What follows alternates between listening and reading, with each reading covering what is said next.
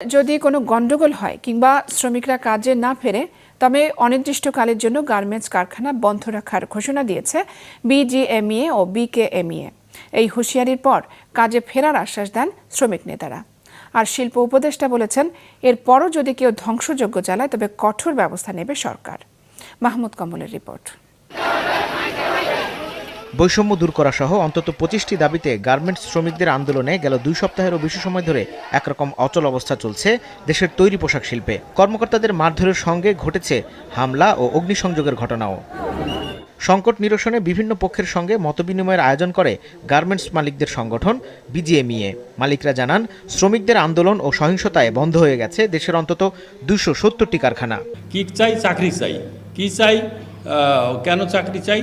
বলছে আমাদের বেকার সংঘ, এরকম একটা সংঘ বেরোলো, বেকার সমিতি, তাদের চাকরি দিতে হবে। তো যাই হোক, একটার পর